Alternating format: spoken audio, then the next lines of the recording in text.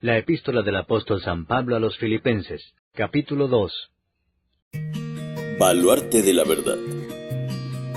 Un ministerio sin ánimo de lucro para difundir la sana doctrina, según nos ha llegado por la revelación de Dios, que nos fue dada a través de los santos profetas y apóstoles del Señor Jesucristo, contenida en los 66 libros de la Biblia, que conforman las Santas Escrituras, las cuales son la única, toda suficiente, segura e infalible regla del conocimiento, fe y obediencia salvadoras. Bueno, puede sentarse. Si vamos a ir buscando Filipenses capítulo 2, uno de los textos más conocidos en la palabra de Dios, la humillación y la exaltación del Señor Jesús, que es ejemplo para nosotros en cada día, y debemos siempre meditar en qué fue lo que pasó, este fenómeno que los teólogos llaman el vaciamiento, y vamos a ver de qué se vació el Señor Jesús, de qué tenemos que vaciarnos nosotros, de qué se llenó Cristo y cuál fue la exaltación que recibió Jesús a la diestra del Padre y cuál es la exaltación que nosotros debemos buscar. Qué bendición de que Cristo no buscó lo suyo, sino servir, que siendo el Señor se hizo hombre y en la condición de hombre se hizo obediente para servir a personas que no lo merecían. Y dice que hay en nosotros este sentir. Y vamos a meditar en cómo fue, qué factores intercedieron para que Cristo tuviera este sentir. Y claro, es fácil decir, el Señor Jesús hizo esto, el Señor Jesús tuvo la fuerza para humillarse porque era Dios. Y sí, es bueno que tengamos claro que Cristo era verdadero Dios, pero también debiéramos entender que era verdadero hombre, que en ocasiones tenía que mirar a sus discípulos y decir, ¿hasta cuándo yo los tengo que soportar a ustedes? ¿Y por qué decía esto? Porque era hombre y como hombre dolía la indiferencia, incluso la incredulidad dentro de su círculo más íntimo. Decía la palabra que muchos de sus discípulos no entendían las cosas que Jesús les declaraba. Tanto tiempo entre ellos y no lo habían conocido, le tiene que recriminar a Tomás. ¿Cuánto tiempo nosotros no hemos estado en una iglesia sentados y Cristo puede decirnos descansadamente como a Tomás, tanto tiempo entre ustedes y no me han conocido? Tenemos que ver que lo que distingue a Jesús de todos los demás candidatos mesiánicos, ya sea en el judaísmo o en otras religiones, es la humildad, el vaciamiento también.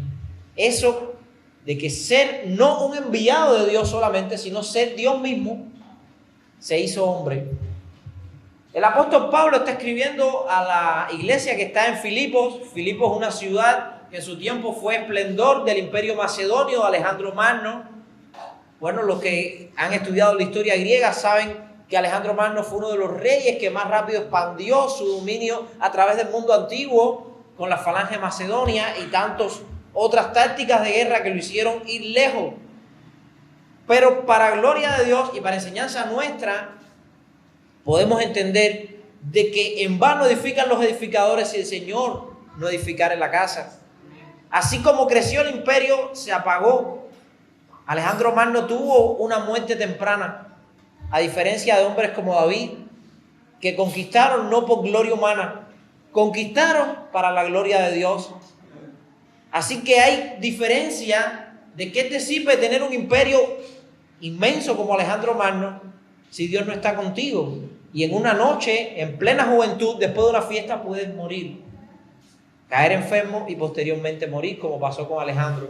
Sin embargo, David solamente peleaba las batallas de Dios y pudo morir tranquilo, de viejo y con la bendición de Dios. Porque no buscaba su propia gloria. David no decía, voy a fundar un imperio para que todo el mundo sepa quién fue David.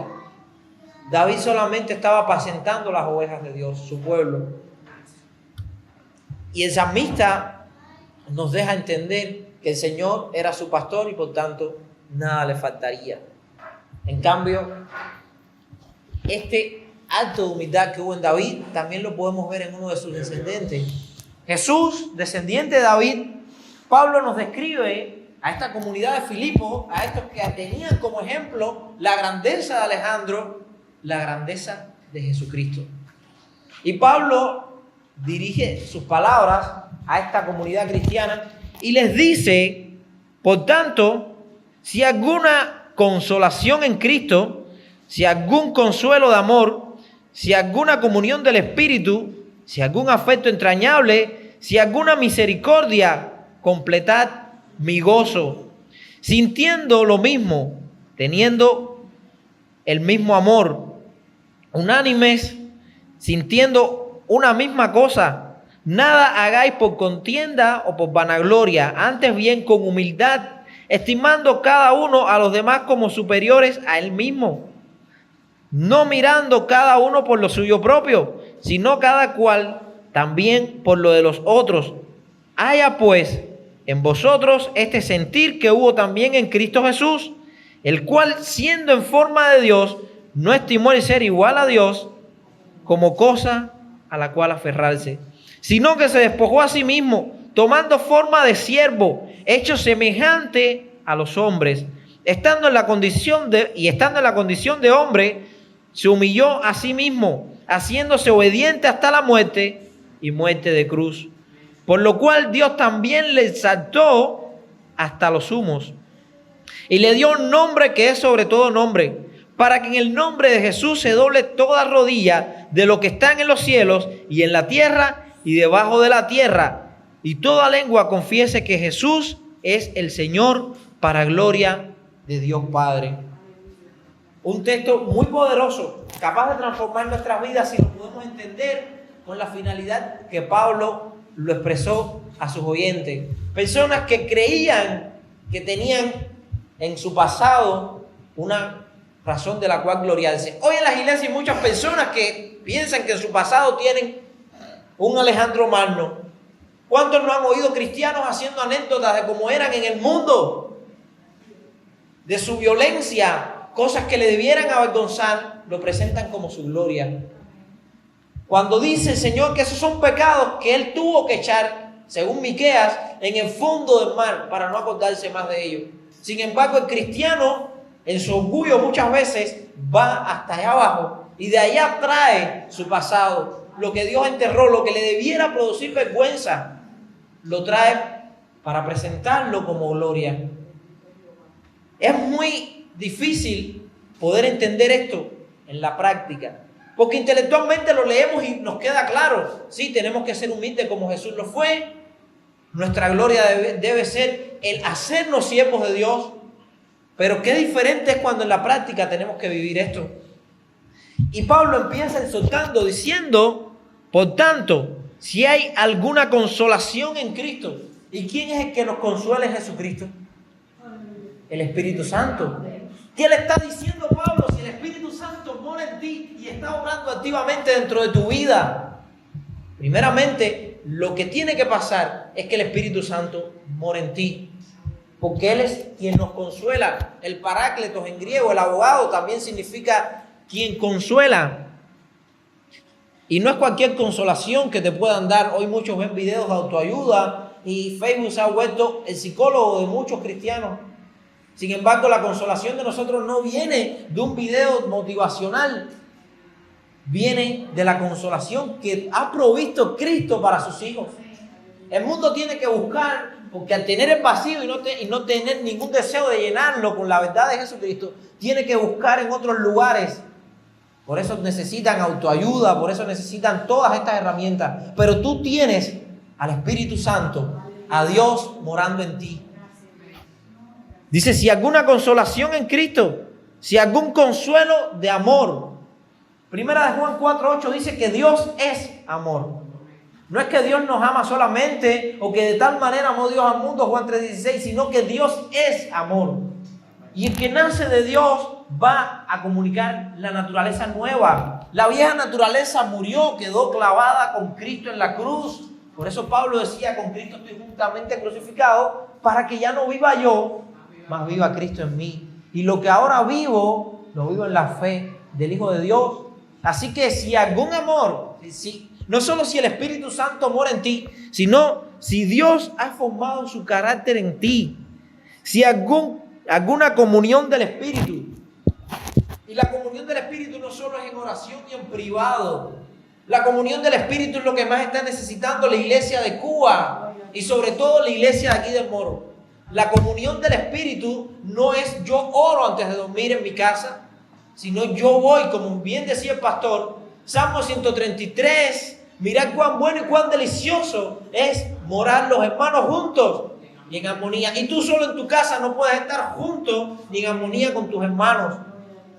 Y no me canso, aunque suene reiterativo, de citar Hebreos 10:25. Cuando hay una advertencia en el 26 de aquellos que profanaron, primero hay una advertencia, no dejando de congregarse como algunos tienen por costumbre. No solo es el domingo, también entre semanas podemos hacer un esfuerzo. Yo sé que la calle está complicada, yo sé que los apagones nos tienen mal, pero aunque el mundo está afuera debatiéndose entre esta realidad, que no digo, no la minimizo, tenemos que decir como el apóstol Pablo cuando Jesús le dice, ¿y ustedes también quieren irse? Y Pedro le dice, Señor, ¿a quién iremos? Si solo tú tienes palabras de vida eterna, ¿a dónde vas a ir? Sentado en tu casa. Cuando el cuerpo de Cristo se está reuniendo para glorificar y alabar, lo único que en este mundo tiene valor, lo único que va a quedar, lo único que es significativo, es lo que ha hecho Jesús por nosotros. ¿A quién iremos? Cuando llegue el martes, cuando llegue el jueves y veas que son las 7, di, ¿a quién iremos, Señor? Si solo tú tienes palabra de vida eterna. Vamos a tener conciencia de que si el Espíritu Santo mora dentro de nosotros, si el carácter de Cristo está en nosotros, si tenemos comunión con el Espíritu Santo, eso se va a evidenciar teniendo comunión también con el cuerpo de Cristo. ¿Saben qué es lo que más golpea a la iglesia de Cuba? La idea de Maquiavelo, de divide y vencerás. Y los enemigos de la iglesia en este país han sabido aprovechar eso y han creado divisiones. Por eso hoy los cristianos están discutiendo, no solo por razones teológicas, por cualquier cosa. El mismo Jesús dice que una casa dividida contra sí no puede prevalecer. Estoy viendo en las redes ahora mucha discusión porque un grupo de jóvenes están opinando de una manera y allá salen otros a criticar. Una casa dividida contra sí no prevalece. Si lo que vas a orar no edifica, cállate. Si no tienes el valor de lo que están haciendo otros, cállate. Muestra el carácter de Cristo. Y aunque no estés de acuerdo, el que está sacando la cara es tu hermano. Apoya a tu hermano, porque eres uno, como bien dice la palabra. Jesús oró para que fuésemos uno, para que el mundo pudiera creer. Y yo de estos muchachos también pienso, como decía Pablo, ya sea por una o por otra razón, Cristo es predicado. Y me enoja mucho cuando los que los critican dicen, ay, ponte a predicar. ¿Y esto no es una forma de predicar? ¿Esto no es una forma de predicar? Hablar la verdad. Hermano, somos testigos de la verdad. Para eso estamos en este lugar, para dar testimonio de la verdad, para hacer la sal de la tierra. ¿Saben lo que significa hacer la sal de la tierra? La sal en ese contexto no era solamente para sazonar los alimentos, era para preservar los alimentos de la corrupción y de la pudrición. No había refrigerador en el siglo I, la gente guardaba en sal su carne para que le durara más tiempo, para que no se le pudriera. Y Cristo ha dicho que la iglesia es para la sociedad como la sal. Está puesta para evitar un proceso de corrupción social, para que la gente todavía pueda mirar y ver en la iglesia el faro, que sea la luz que alumbre a Cristo en todos los sentidos, en todos los sentidos.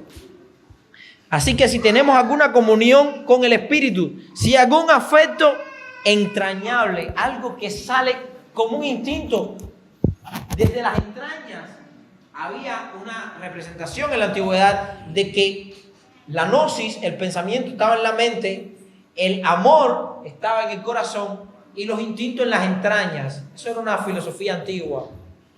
Y Pablo está diciendo, si el amor a Cristo, si la comunión en ti ya no es algo que tienes que pensar o algo que tienes que sentir, sino algo que te sale como un instinto. Una de las pruebas que le hacen a los futbolistas es que le dan con un martillo en las rodillas un pequeño toque y eso crea un reflejo y habla de que el cuerpo es capaz de reaccionar por instinto. Si cuando te pinchan tú saltas, es un instinto, es algo involuntario, es algo que no sentiste, es algo que no pensaste, es algo que te salió.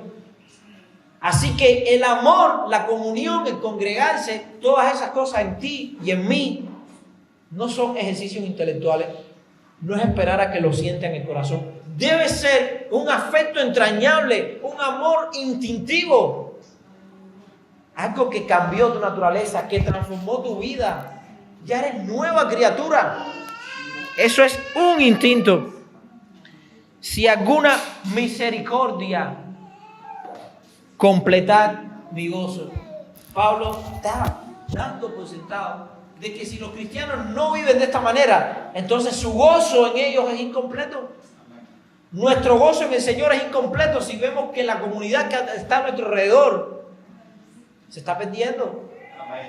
Si vemos que los hermanos de mi congregación están fríos, mi gozo no puede ser completo.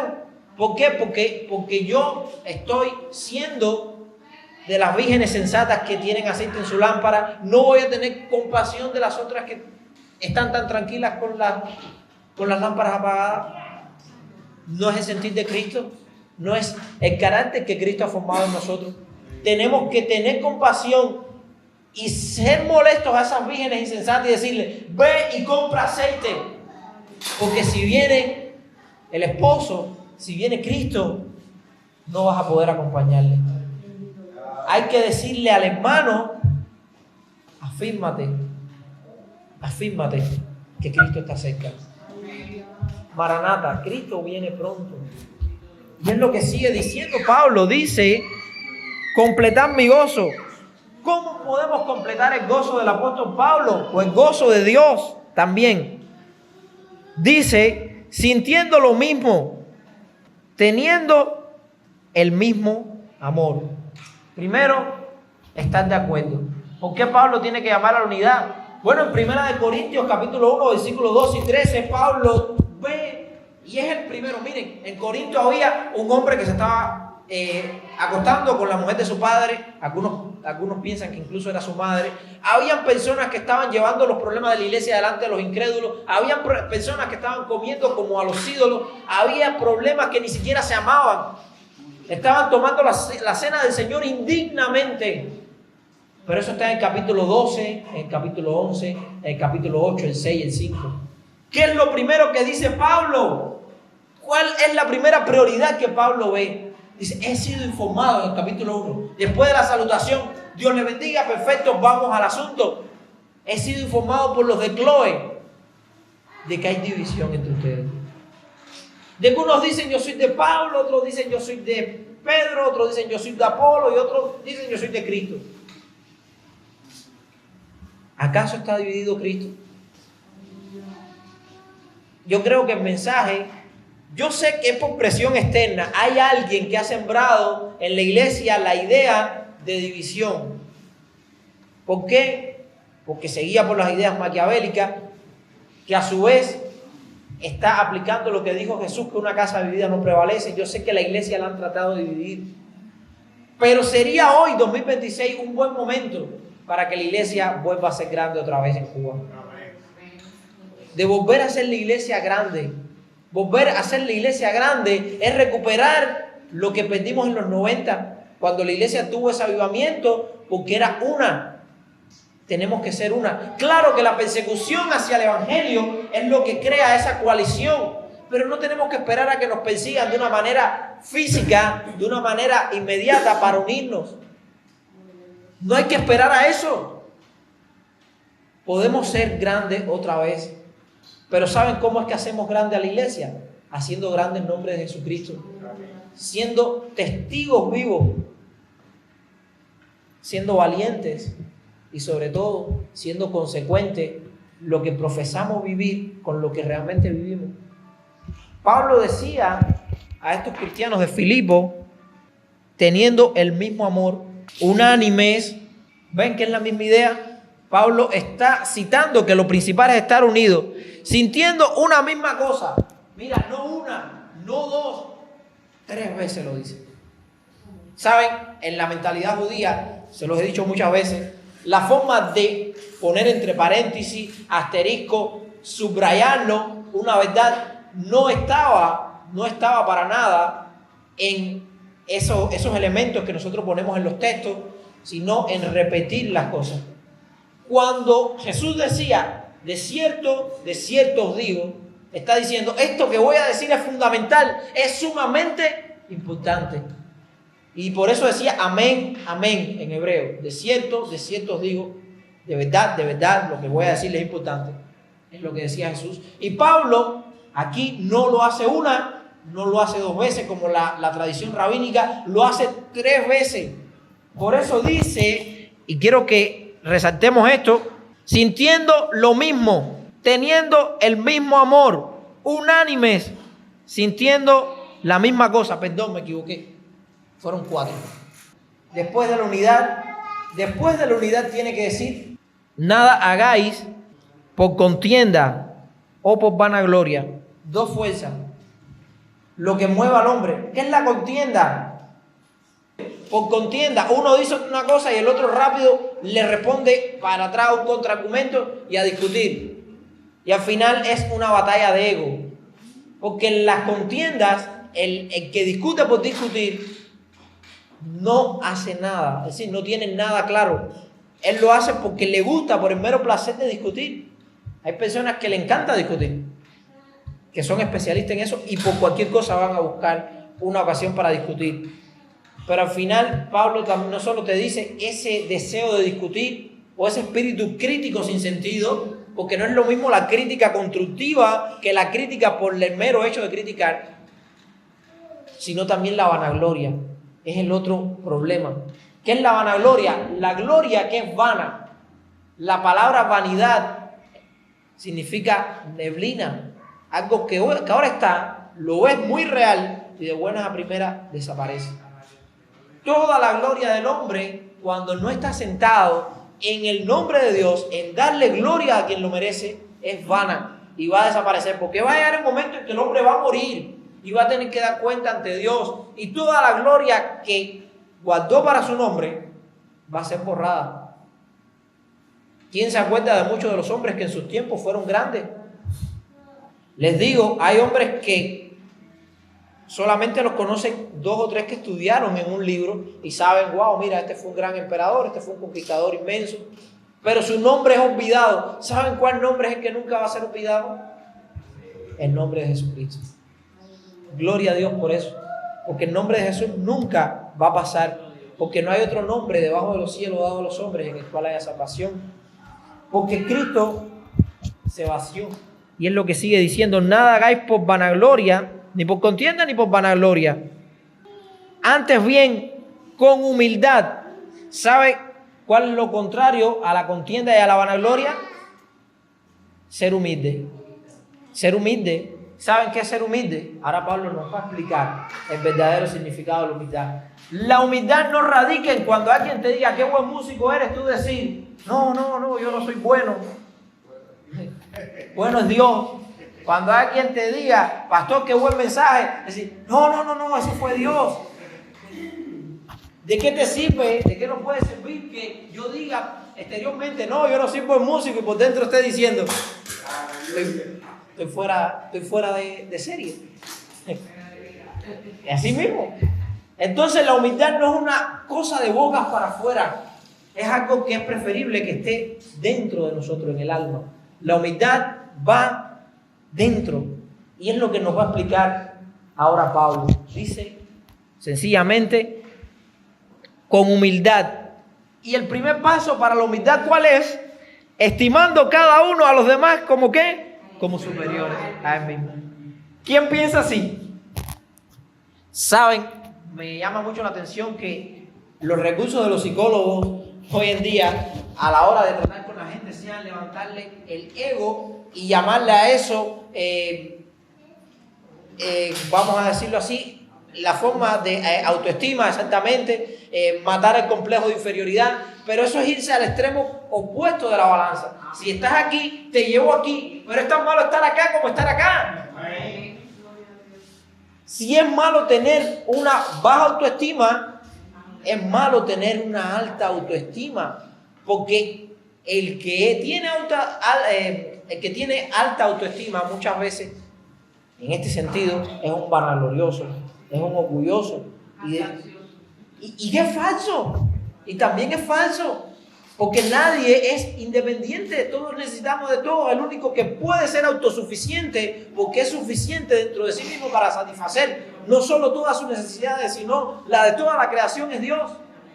Cuando tú ves un hombre con baja autoestima, uno que dice yo no soy nada y que de verdad cree que no es nada, está negando el rastro de Dios en su vida, que fue creado de imagen de Dios. Pero cuando ves a uno que dice yo soy todo, está tratando de usurpar un lugar que solamente le corresponde a Dios. Así que, ¿qué nos dice Pablo? Que pienses de ti con cordura. Vamos a pensar de nosotros mismos con cordura, ni más ni menos, ni más ni menos. Y la humildad empieza precisamente con estimar a los demás como superiores. ¿Y sabe a qué se refiere eso? No es que yo tenga que estar diciendo, ay, fulano es mejor que yo, mengano es mejor que yo, sino de que lo consideres como, no me malinterpreten, como amo, en el sentido de la mayordomía, de que le pueda servir. ¿Por qué un mayordomo sirve a su amo? Porque es superior a él. Dice Jesús que quien quiera ser el mayor entre nosotros, hágase siervo de todo. Jesús dice, antes de morir, toma una toalla, se la pone al hombro y le dice a los discípulos arriba que les voy a limpiar los pies. Eso lo hacían los esclavos cuando tú llegabas de caminar todo el desierto de Galilea y toda esa región de Judea que era polvo y suciedad. El que te limpiaba, te quitaba los zapatos y te limpiaba los pies del camino, era el esclavo. Y aquí Jesús le está diciendo, los voy a tratar a ustedes como superiores a mí.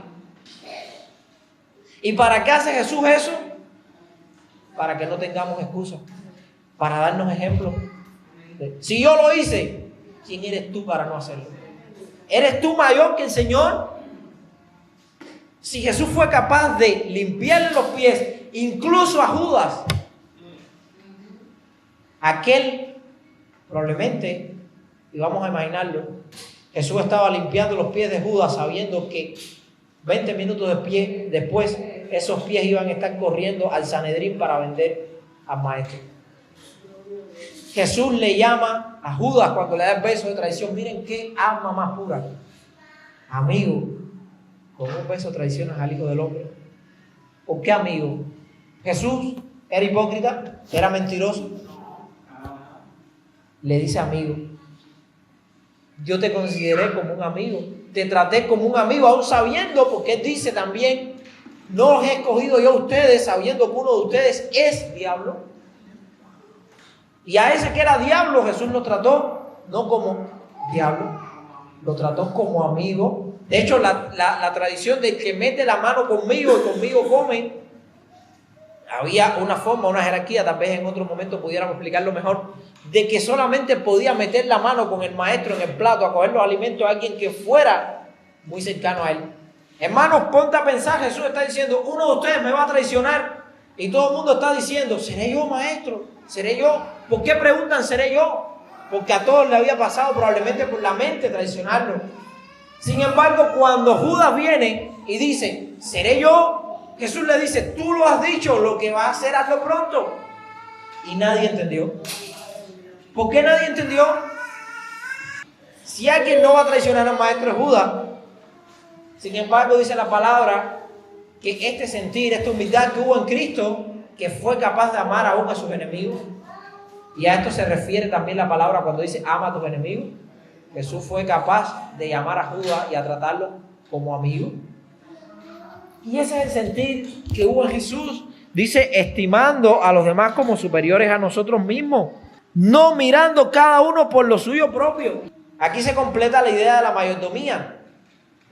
No solamente te concentres en lo tuyo, en tu ministerio, en tu vida espiritual, no solamente vela por ti, también por el que está al lado. Miren, una de las grandes estrategias del imperio romano, ¿cómo pudieron construir un imperio? ¿Saben? Porque la forma de pelear de los romanos no era individual. No era yo con una espada peleando aquí, tú allá y el otro allá. No, el éxito de las legiones romanas estaba en que cada uno era el guardián del que estaba al lado. Cuando yo levantaba el escudo, el otro se ponía debajo de mí con la espada lista para que cuando yo bajara el escudo, él atacaba.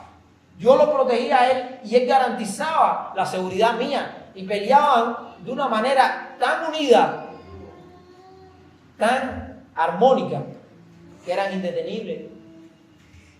Y la iglesia debiera aprender así, a pelear de esa manera, no velando por lo suyo, sino por lo de los demás. Haya pues, y aquí viene el texto clave, haya pues en vosotros este sentir que hubo también en Cristo Jesús. Sientan lo mismo que sintió Jesús. Acuérdense que Pablo nos está explicando aquí lo que puede hacernos unidos, lo que puede unirnos, que es el objetivo de Pablo. Sean uno, pero para ser uno necesitan ser humildes, y para ser humildes necesitan imitar el ejemplo que hubo en Cristo. Miren la lógica, la retórica de Pablo, cómo va. El cual, siendo en forma de Dios, cosa que ni tú ni yo somos, aunque sí tenemos una ventaja, también tenemos algo. No somos como Jesús, que era verdadero Dios y verdadero hombre, pero sí somos hechuras suyas, nuevas criaturas, hechos en Cristo Jesús. ¿Y saben qué dice Génesis 1:26? Que Dios creó al hombre conforme a su imagen, acorde a su semejanza lo creó. ¿Saben? Dios crea al hombre a su imagen y semejanza en el capítulo 1, y en el capítulo 3 el hombre rompe en 1000 pedazos esa imagen, esa semejanza a Dios. Pero qué bendición que en la cruz del Calvario Cristo volvió a reconstruir esa imagen. Así que hoy tú eres hechura de Dios. Hoy tú recuperaste lo que habías perdido. Hoy tú eres imagen y semejanza de Cristo, embajador de su reino en esta tierra. Así que podemos cumplir lo que Pablo está exhortando. Dice, el cual siendo en forma de Dios, no estimó el ser igual a Dios como cosa a la cual aferrarse. ¿Qué está diciendo? Pablo está dándonos a entender de que Jesús sencillamente podía decir, yo soy Dios, realmente no necesito salvar a estas personas. ¿Tuvo más gloria a Dios cuando salvó al hombre? ¿O menos? Ni más ni menos. No fue más grande Dios por salvar al hombre, ni menos grande. No fue más ni menos poderoso, no fue ni más ni menos misericordioso. Sus atributos son eternos e inmesurables.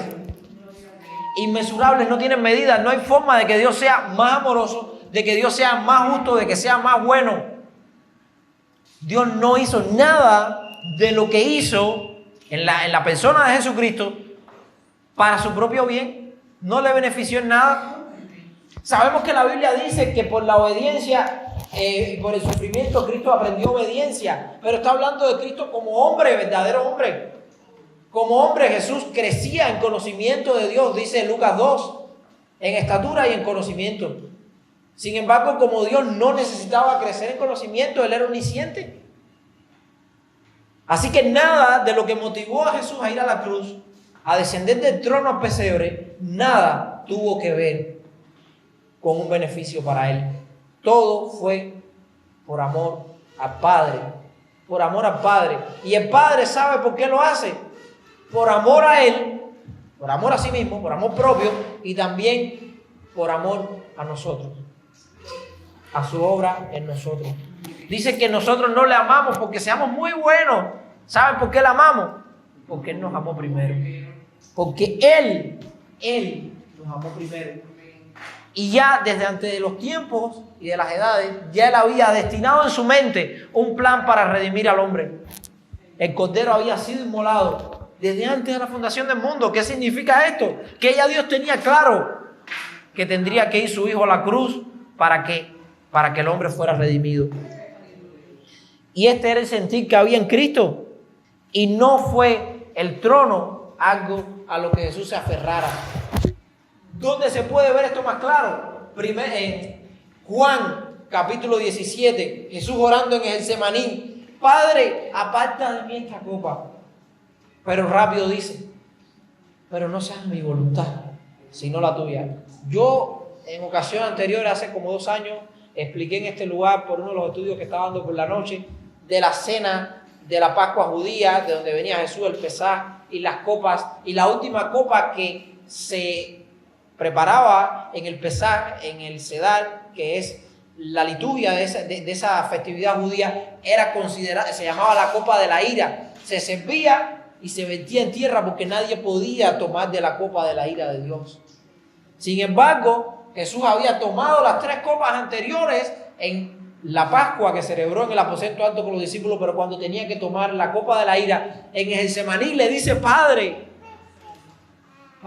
por favor, aparta de mí esta copa. Pero sabe que si no bebía de esa copa, hoy este lugar no existiría. No estaríamos sentados en este lugar, no estaríamos predicando su palabra, no estuviéramos teniendo este tiempo de alabanza que tuvimos. Por eso es que él tiene que decir: es grande el castigo, pero no se haga mi voluntad, sino la tuya, Señor. Y ese es el sentir que tiene que haber. Poner el bien de los demás por encima del nuestro. Primeramente, Juan nos habla también en capítulos anteriores, en el capítulo 15, de que no hay mayor amor que uno ponga la vida por sus amigos. Y Jesús lo hizo. Jesús lo cumplió literalmente. Dio la vida por sus amigos, gente que él sabía que después lo iban a negar. Pedro decía: ni aunque me maten, yo te dejo. Y terminó negándole. Pero Jesús no se aferró a la grandeza. Jesús no se aferró a la comodidad. La iglesia de Cuba tiene que aprender a dejar de aferrarse a la comodidad que le da el lugar en el que está. Bueno, no estamos en persecución tan abiertamente. Bueno, no nos va tan mal. Por lo menos no nos va como la iglesia en Irak, en Irán, que es perseguida y matada. Por lo menos no nos esté yendo como los cristianos que están siendo masacrados por el Estado Islámico allá en Nigeria. Por lo menos no nos esté yendo así. Pues, si seguimos con esa actitud, probablemente lleguemos a eso. Si seguimos con esa actitud, vamos a llegar ahí. No te conformes a este mundo. Dice, sino que se despojó. Nadie lo despoja, sino que Él se despoja. Qué fácil es cuando te quitan algo, disfrazarlo de magnanimidad. Si te vuelves magnánimo en ese momento, no, yo lo doy. No, te lo quitaron. No, Cristo, nadie se lo podía quitar. Dice, nadie me puede quitar la vida. Yo la entrego. Yo la entrego. Tiene que aclararle a Pedro, que lo iba a traicionar después, cuando saca la espada en el Getsemaní. Pedro, ¿y este papelazo aquí? ¿Tú piensas que tu espada, si yo quisiera ahora mismo le pidiera a mi padre 12 legiones de ángeles? La Biblia nos habla de que en los tiempos del rey Ezequías, un solo ángel de Dios mató miles de asirios en una noche. Imagínense que puedo hacer una legión de ángeles. Y Jesús no dice ni una, dice, yo puedo llamar una fuerza inimaginable para la humanidad. Puedo invocarla ahora mismo. Si nada más que Jesús dijo yo soy, se cayeron todos. Diciendo nada más la frase yo soy, cayeron todos. Imagínate si llamaba a 12 legiones de ángeles. Yo no necesito tu ayuda. Nadie me puede quitar la vida. Yo la estoy dando para que tú puedas vivir, Pedro. Guarda la espada. Cuando Pedro confiesa, sí, tú eres el Cristo, el Hijo de Dios. Bien, perfecto, felicidad. Pero esa respuesta no la tuviste tú. Esa respuesta te la dio el Padre. Esa respuesta te la dio el Padre. Pero sabes, sí, es verdad, soy el Mesías. Sin embargo, ¿saben qué me va a pasar? A diferencia de lo que piensa la mayoría de judíos, a mí no me van a seguir ejércitos contra Roma y voy a establecer el reino davídico en este tiempo.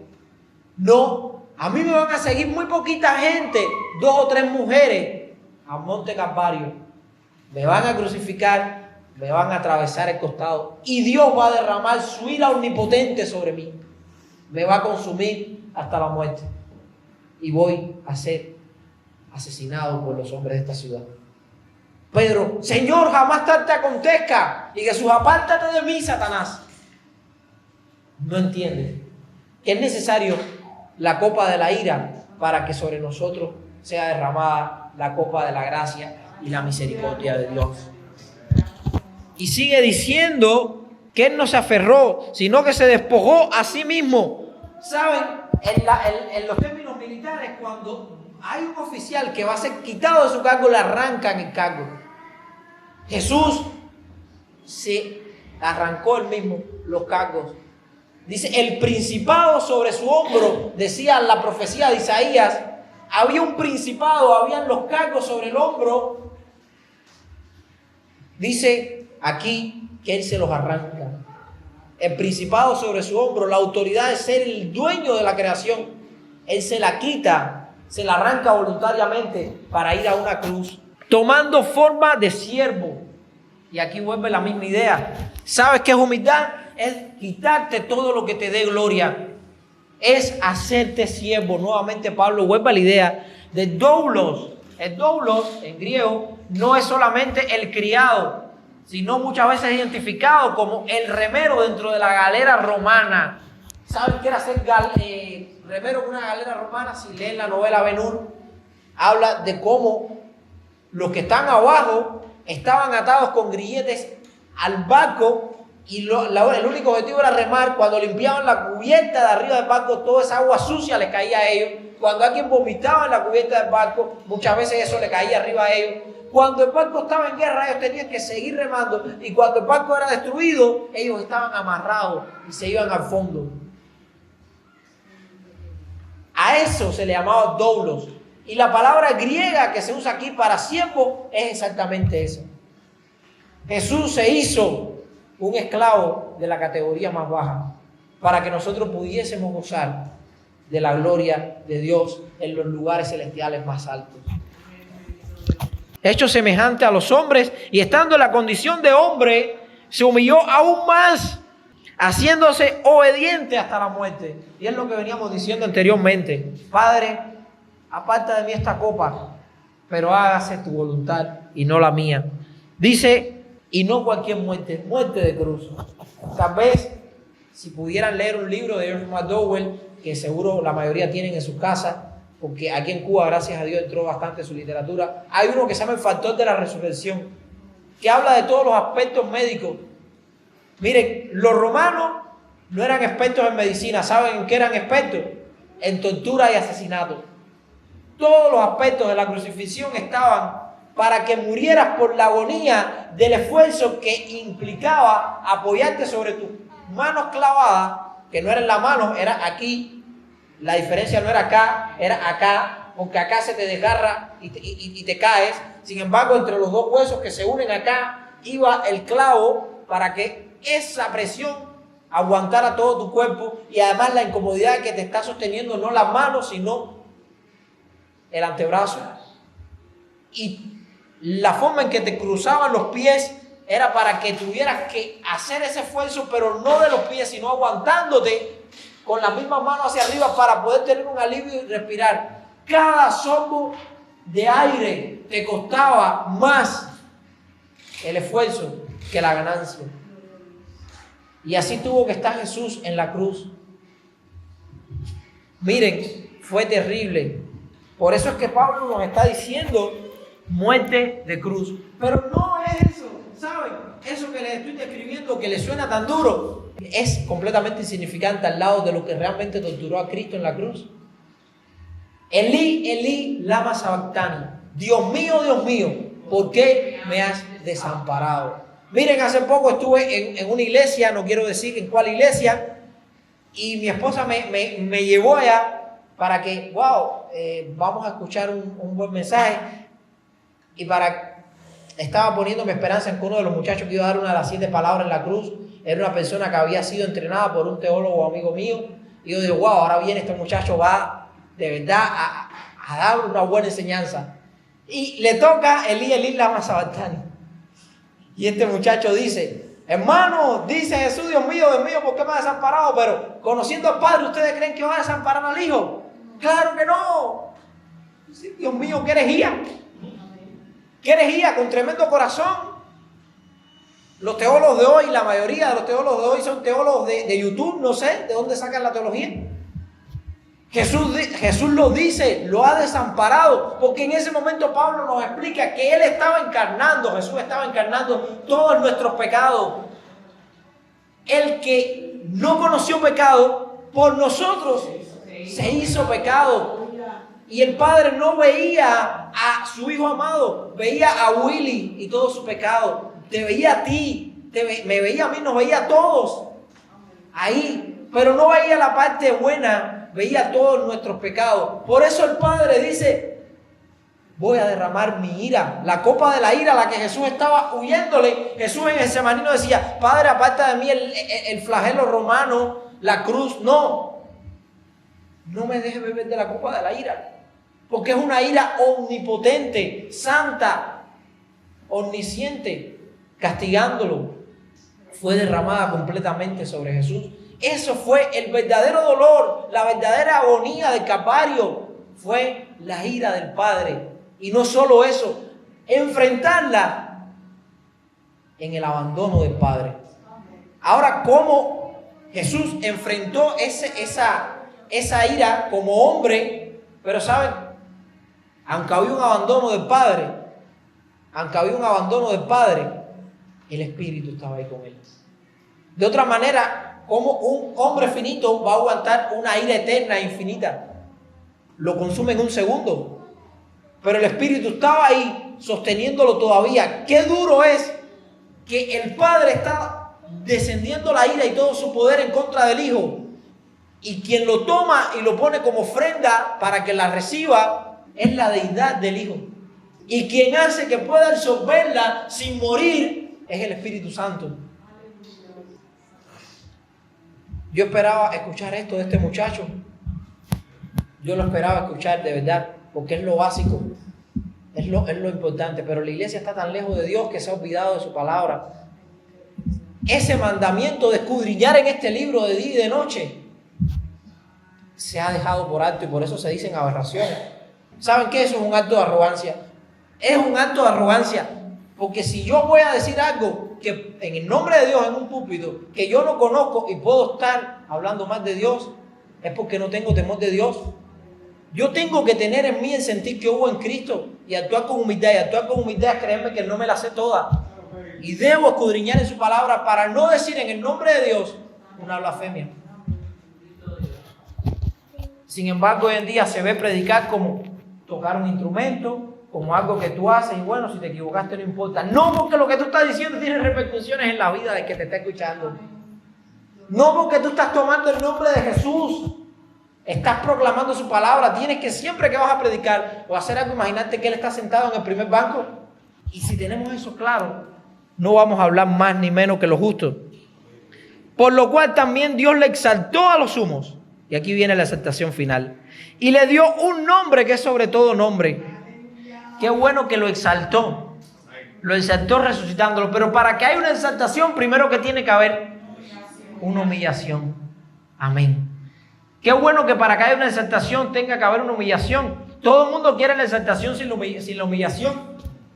Todo el mundo quiere predicar sin haber estudiado. Todo el mundo quiere tocar un instrumento sin haberlo estudiado. Todo el mundo quiere. El mal de estos tiempos es que todos queremos hacer lo que otros hacen sin estudiar. No sé cuántos tienen la infancia de haber visto muñequitos cubanos, la ranita, que quería hacerlo todo. Decía: ya ves, ranita, nada se aprende de la nada. Para hacer lo que otros hacen tienes que estudiar. Póntelas y trata de hacerlo como yo.